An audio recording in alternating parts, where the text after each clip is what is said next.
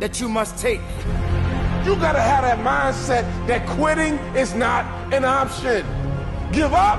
Who, me? Never. Stop? Who, me? Never. That's for the next guy. That's for the next girl. But not me. Why? Because I don't quit. That ain't how I do it. That ain't how I roll. I never give up.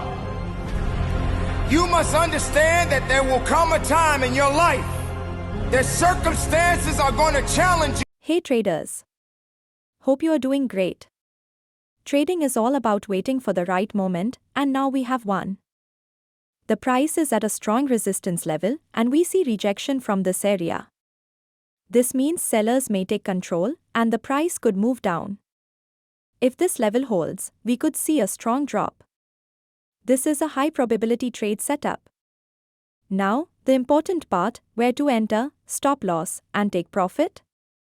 These details are shared in our private group. If you prefer trading alone, that's okay. But understanding stop-loss placement and rejection candles is key to success.